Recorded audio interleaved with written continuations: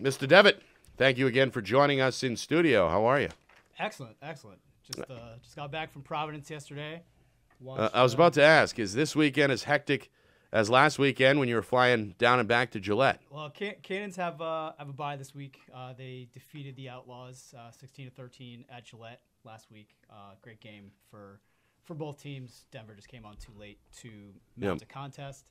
But, just Saturdays are our coverage days for Inside the Cross. Guys like me, I went to Brown versus Cornell yesterday. Brown with a absolute destruction of Cornell, and Cornell was ranked, very high, number 9 in the rankings going into the game.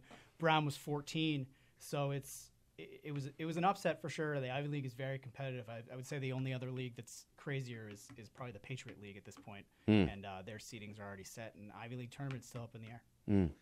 Well, you wanted to talk a little bit about helmets, particularly youth helmets, and really how. What would you say off air to Coach Cameron earlier that what is something about the youth should or shouldn't be wearing specific types of helmets? Really, it comes down to the appropriate helmet is made for the appropriate player. And by that, I mean younger players. I mean, you can do custom options on pretty much any helmet that you can purchase anywhere. You can put a titanium mask on it. You can put any color you want on it. You can pay upwards of almost $400 for a helmet if you do all of the specs. If you customize every single piece of it. That's a lot of money. So I think that my goal today is to kind of tell the parents and people that are buying helmets maybe for the first time or buying their child's second helmet the options that are best to go with. I don't think the example I gave off air was I don't think a 10-year-old should be wearing a Cascade R helmet, which costs upwards of $200. I don't think that helps the sport. I don't think it helps the kid. I don't think the helmet fits right on a small head. And there are plenty of examples of that. And while the companies will tell you that yes, they could do that, it is safe. It is safe. That Cascade guarantees all their stuff. STX guarantees all their stuff. Brine as well makes a great youth helmet called the STR. But the appropriate cost to a helmet is very important when you're choosing for a kid. And I think some of the options are out there are you really shouldn't be paying over $150 for a kid's helmet. And the options are a Brine STR helmet, $110. You could customize it usually for free. Sometimes you can add things like a goalie throat if your child is a goalie. There's the CS Cascade helmet, the CSR helmet. Those are all under $150.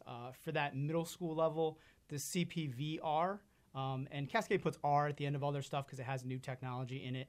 The R technology that helps with concussions and preventing injuries and things of that nature.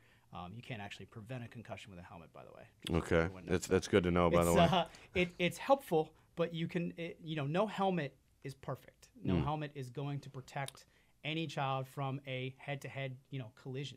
That's something that's very important. I think that parents and other coaches even are sometimes, and players themselves are quick to blame whatever helmet they're wearing for whatever injury they might have gotten, whereas that's not really the case. And one of the reasons for that is that all these helmets are approved by NOCSE, which is the National Operating Committee on Standards for Athletic Equipment. They certify all these helmets through independent testing with both in-person and with machines, impact ratings, things of that nature.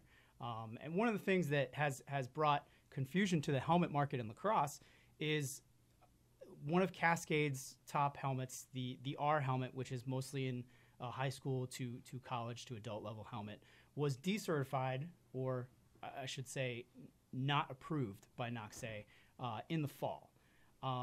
This created a huge uproar throughout the community. Cascade has approximately 85 to 90% of the market share. Right. And this is their top selling helmet. It's on every college.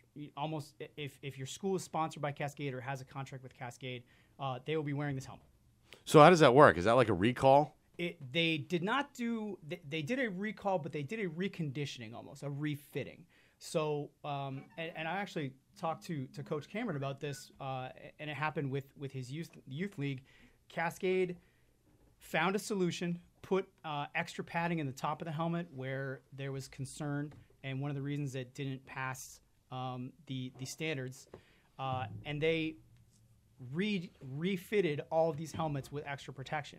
And one of the things they did was like for example with Coach Cameron, they went to the winter league, the fall league, and collected all of these helmets, the R helmets that were in question, and they brought them back by the truckload right to the factory up in Liverpool, New York, redid them and drove them all back down.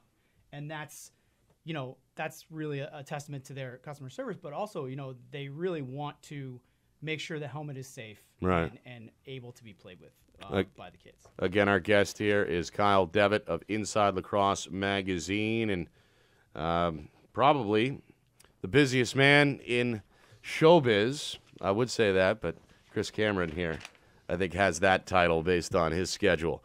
Anything else we should know about? I think what you said about the fact that there is kind of a ceiling in terms of what you can spend, where after that it becomes kind of irrelevant. I would assume that most parents, most people think that the more you spend, the better the product is going to be, the safer perhaps in this case the product is going to be. But as you said, that's not really the case up to a certain point, right? Yeah, I think up to the high school level, there's a ceiling you can hit. I mean, can you put, like I said before, can you put a Cascade R on a kid who's 10? Sure. Is it going to work as a helmet? Sure. Do you have to? No. And I think that by one of the things that plagues lacrosse, and I work in that side of the industry, the gear industry, is the price. It's actually a deterrent to new people picking up the sport, and I think that needs to be addressed in areas like this. I'm not saying the high-priced helmets aren't worth it. Of course, they're worth their price, their technology, their research and development. That's one of the reasons they cost so much. But I think if the most important thing with a helmet is it has to fit on the kid's head. That's a huge thing. Right. If you get a giant helmet and you put it on a kid and it's a little cumbersome, and you see it all the time with kids running around. I call it bobblehead syndrome, where the helmet's like way too big, is not fitted correctly. That's something that needs to be addressed, and I think it's easily addressed because these less expensive helmets come in sizes. And a lot of these other helmets don't come in sizes. They have fitted pads and things of that nature. And that works up to a point when your head is a certain size. But I know guys that are adults that can't wear the big helmets because they don't like how it fits on their head. For example, I know a college coach that won't wear an R because his head is really small, and he wears, what is basically a middle school helmet, a CPVR, and he gets tripped a lot when he plays. But it's something that it's comfortable for him, it fits him, he feels safe in it, and I think that's the most important thing when you're looking at a helmet for really any age. So Kyle, I think you talked an awful lot about safety, but for the kids, they like the swag, they like the design and everything. You've been around a lot of teams. From your standpoint, what team stands out to you as having the coolest helmet right now, the one that really stands out to you? Who's put together the best looking helmet out there? Wow. Put you on the spot. Give me a college team. North Carolina, coach, they got a helmet for every day of the week. So it depends which one you like. I like aesthetically. We're talking aesthetics. I love the R personally. I love the look of it on any team. I think the best one. I mean, how does it get any better with the Notre Dame's?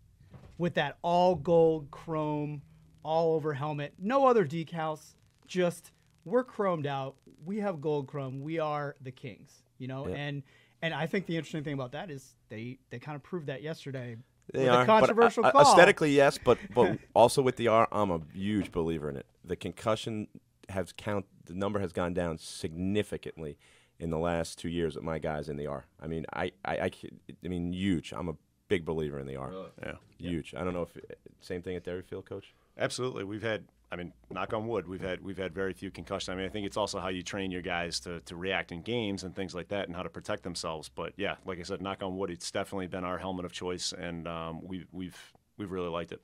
I can say that a certain Division I team that did not have Cascades switched mid-season this year, and they may or may not be in the top 20. I can't tell you who it is, but that definitely happened, and it's part of, the evolution of protection for players. And I think as we go along as a sport, I think more attention has to be paid to that. I'm a big gear guy, and I like the way you can customize the R and the stickers and what you can do with it. I've used Pro Toughs an awful lot, and just the designs and things you can do with it, I think are pretty cool. I think the kids like it.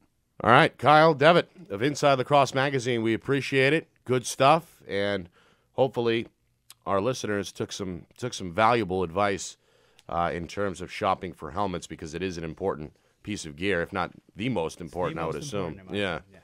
All right, thanks again, and we'll talk again next week. Thanks.